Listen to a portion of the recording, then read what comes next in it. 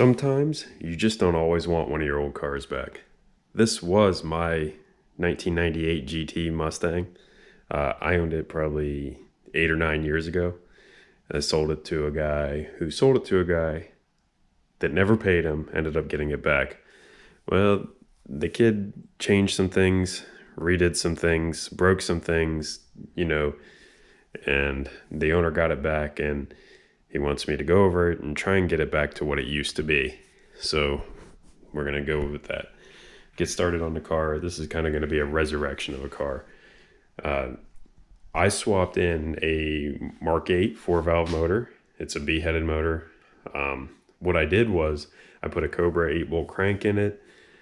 It's got Boss 302 rods, Manley pistons, ARP head and main studs, good MLS gaskets, everything like that. I converted it to an 8-rib on a for the drive for the serpentine belt. It's got an Innovators West overdrive balancer, thump, tensioner, all that good stuff. Treadstone intercooler. I think it was rated for like 1,000 horse.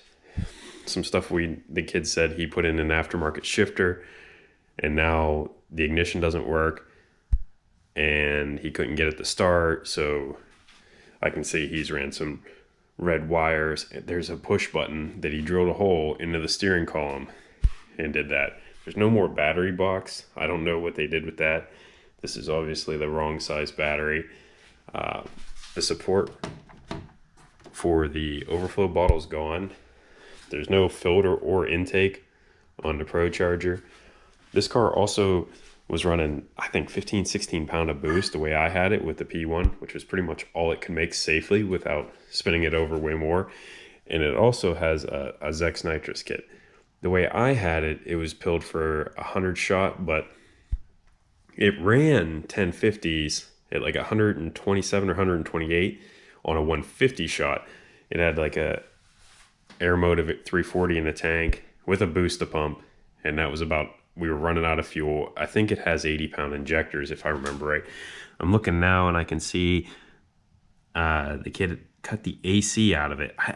He didn't disconnect it. He cut it off at the core, which makes it, to replace the AC, it's going to be a pain. I see he's done some interesting stuff with a dipstick tube. I smell fuel. Not sure if one of the lines is bad or there's a leak. I see a lot of scuffs and scrapes. It's just I don't know what he's got going on over here. It looks like he took all the fan control stuff out. I don't know why you would do that.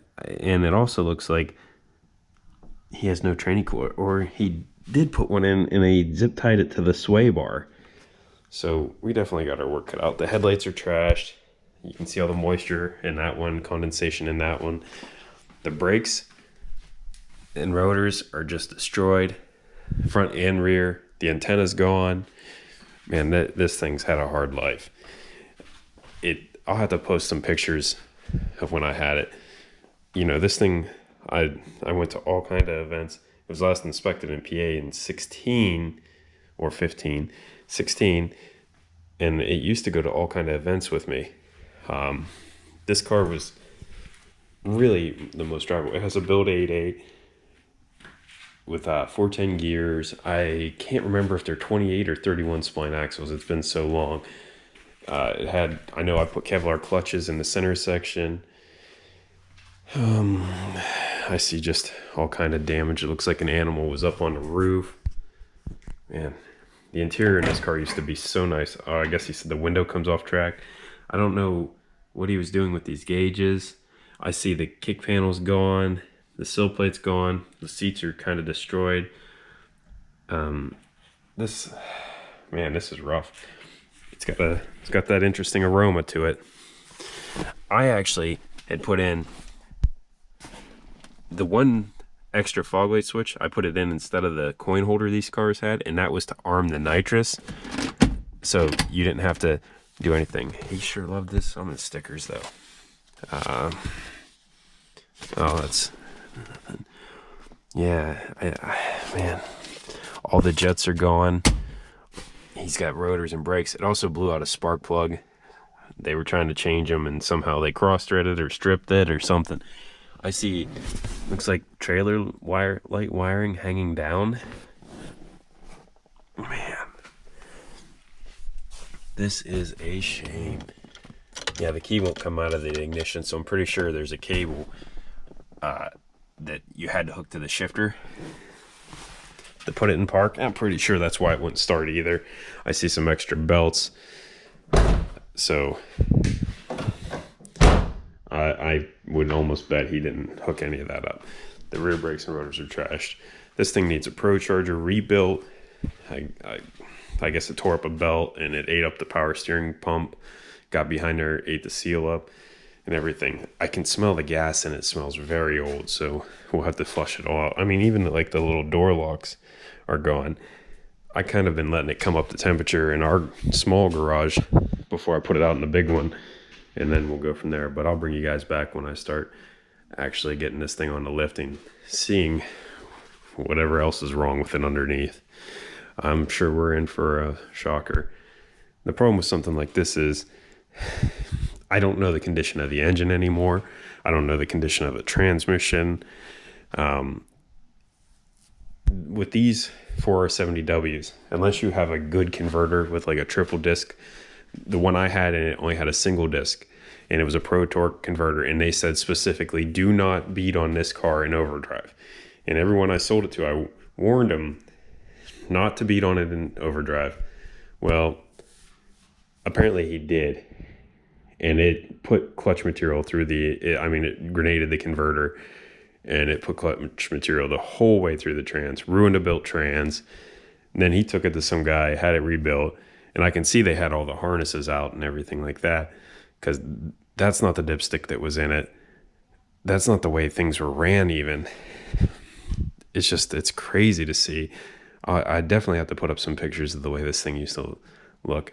I mean, this used to be one of the best running street cars I'd ever owned, and fast. I mean, you could just hop in it. You had air conditioning. You had cruise. The cruise is gone now. I see that. Yeah, he took all that stuff out, and none of it would have really made it faster. All the vacuum lines are gone that were molded ones, and he's got some janky stuff rigged up. This car did, for the longest time, was hard on alternators though. Just because the pulley, it was overspinning the alternator, and I had a custom pulley made, and I just looked and it's not on there. So I think he may have taken that off too. So this car's got a long road to come back to where it was. And who's to say the engine's any good anymore? I have to get it running before we can do that. And to get it running, we're probably going to have to drop the fuel tanks and everything like that to drain the fuel out of it. We might be able to wire the pumps on or something. We'll have to see. This used to have an SCT chip in it, so you could just flip from the blower tune to a hot blower tune to a nitrous tune to a hot nitrous tune. And I guess what happened was he it